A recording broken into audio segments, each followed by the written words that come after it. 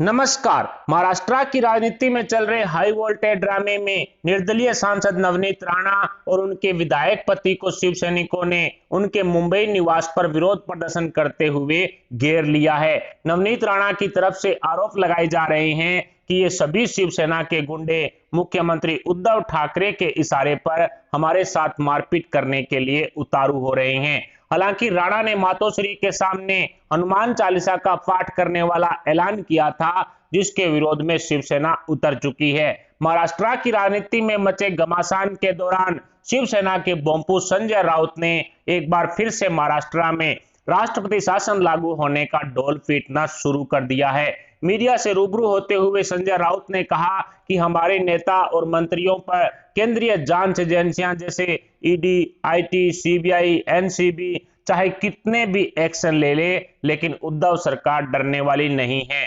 गौरतलब रहे कि महाविकास अघाड़ी गठबंधन वाली उद्धव सरकार के 18 से ज्यादा नेताओं और मंत्रियों पर केंद्रीय जांच एजेंसियां भ्रष्टाचार के आरोपों की इन्वेस्टिगेशन कर रही है और इसी क्रम में उद्धव सरकार के पूर्व गृह मंत्री अनिल देशमुख 100 करोड़ रुपए वसूली कांड में जेल की सलाखों के पीछे जा चुके हैं और एनसीपी नेता नवाब मलिक, जो उद्धव सरकार की कैबिनेट में मंत्री की गद्दी पर विराजमान हैं, उन्हें टेरर फंडिंग के मामले में जेल की सलाखों के पीछे भेज दिया गया है। यहां तक कि इनकम टैक्स विभाग की हाई लेवल इन्वेस्टिगेशन के तार मुख्यमंत्री उद्धव ठाकरे के निवास स्थान मातोश्री से भी जुड़ चुके हैं। ऐसे में जेल जाने के डर से शिवसेना के बंपू संजय राउत ने फड़फड़ाना शुरू कर दिया है और साफ कहा है कि चाहे तो केंद्र सरकार महाराष्ट्र में प्रेसिडेंट रूल लागू कर दे, लेकिन उद्धव सरकार डरने वाली नहीं है। उद्धव सरकार में Hanuman Chalisa versus loud speaker को लेकर एमएनएस प्रमुख राज ठाकरे ने भी शिवसेना के होश उड़ा रखे हैं और इसी क्रम में निर्दलीय सांसद और विधायक राणा दंपत्ति ने मातोश्री के सामने हनुमान चालीसा का पाठ करने की चेतावनी दी थी, जिसके विरोध में शिव सैनिकों ने राणा दंपत्ति को मुंबई में उनके निवास के बाहर घेरकर उनके खिलाफ विरोध प्रदर्शन करने शुरू कर दिए और राणा दंपत्ति के अनुसार महाराष्ट्र की पुलिस ये पूरा ड्रामा हाथ बांधकर देख रही है। राणा दंपत्ति ने मुख्यमंत्री उद्धव ठाकरे और महाराष्ट्र के प्रशासन सहित पुलिस पर कई गंभीर आरोप लगाए हैं, लेकिन हनुमान चालीसा के मुद्दे पर राणा दंपत्ति का शिवसेना द्वारा विरोध करना महाराष्ट्र की राजनीति में कई बड़े सवाल खड़े कर चुका है। पहले से शिवसेना प्रमुख उद्धव ठाकरे पर हिंदुत्व छोड़कर के मुस्लिमकरण की कांग्रेस नीति अपनाने के आरोप लगते रहे हैं, लेकिन आज शिव सैनिकों ने राणा दंपत्ति को मातोश्री के सामने हनुमान चालीसा का पाठ पढ़ने से रोकने वाला कदम उठाकर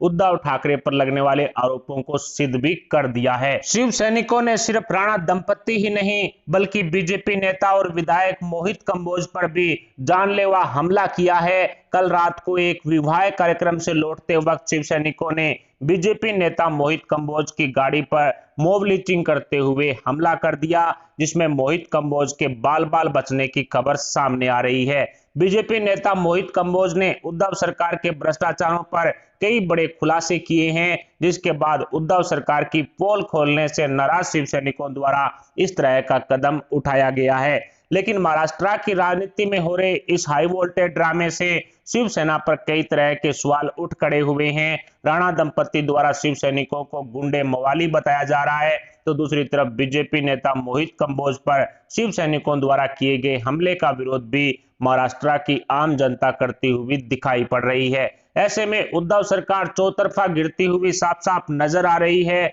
और उसी बवाल के दौरान शिवसेना नेता संजय राउत की तरफ से महाराष्ट्र में राष्ट्रीय शासन लागू होने का प्रचार प्रसार जोर शोर से किया जा रहा है और केंद्रीय एजेंसियों का विरोध जताकर उद्धव सरकार के नेताओं और मंत्रियों पर लगे भ्रष्टाचार के आरोपों को दबाने की कोशिश भी शिवसेना के बोंपू संजय राउत कर रहे हैं। लेकिन बकरे की मां कब तक खैर मनाएगी, क्योंकि संजय राउत भी ईडी की रडार पर है और बरसने से पहले भयंकर गर्जना का डर भी संजय राउत के बयानों में नजर आ रहा है। महाराष्ट्र की राजनीति में सिर्फ loud speaker versus Hanuman Chalisa के मुद्दे ने ही घमासान नहीं मचाया है, बल्कि महाविकास अघाड़ी गठबंधन पर संकट के बादल मंडराने वाली बयानबाजी भी हो चुकी है। दरअसल बीजेपी नेता नारायण राणे ने जून 2022 में उद्धव सरकार गिरने की भविष्यवाणी भी कर दी है, जिसके कई कारण बीजेपी नेताओं द्वारा बताए गए हैं। उद्धव सरकार में लगातार भ्रष्टाचारों के मामले सामने आना,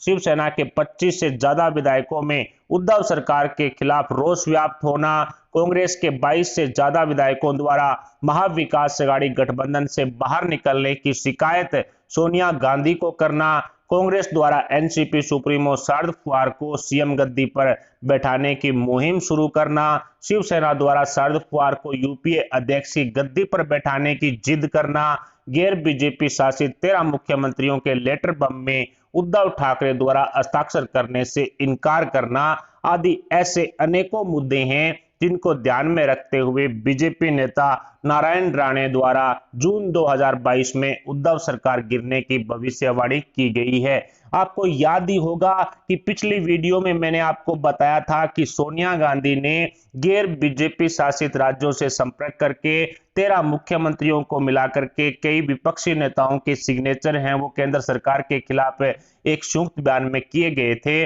जिसको लेकर सोनिया गांधी ने उद्धव ठाकरे से भी संपर्क किया। लेकिन बताया जा रहा है कि उद्धव ठाकरे ने इस पर हस्ताक्षर करने से इनकार कर दिया था और जिस तरह से इस चिट्ठी को सार्वजनिक किया गया उससे कांग्रेस आग बबूला हो गई। कांग्रेस के नेताओं ने उद्धव ठाकरे के खिलाफ मोर्चा खोल दिया। लेकिन जिस तरह से सोनिया गांधी की नाराजगी उद्धव ठाकरे को लेकर के सामने आ रही है और ऊपर से कांग्रेस के नए सलाहकार जो पीके हैं उनको लेकर के भी एक खुलासा हुआ है कि सोनिया गांधी ने प्रशांत किशोर से महाराष्ट्र की राजनीति को लेकर के भी सलाह मांगी है। हालांकि सूत्रों से मिली जानकारी के मुताबिक प्रशांत किशोर ने कहा है कि शिवसेना के साथ कांग्रेस को महाराष्ट्र में बने रहना चाहिए, इसका कांग्रेस को फायदा होगा। लेकिन कांग्रेस के नेताओं की तरफ से यह आवाज भी उठाई जा रही है कि जो दुकान पीके कांग्रेस में रह करके कांग्रेस के साथ चलाना चाहते हैं उसी दुकान को प्रशांत किशोर शिवसेना के साथ रहकर भी चलाना चाहते हैं। शिवसेना के भी प्रशांत किशोर सलाहकार हैं। ऐसे में कहा जा सकता है कि अपनी दुकान बचाने के लिए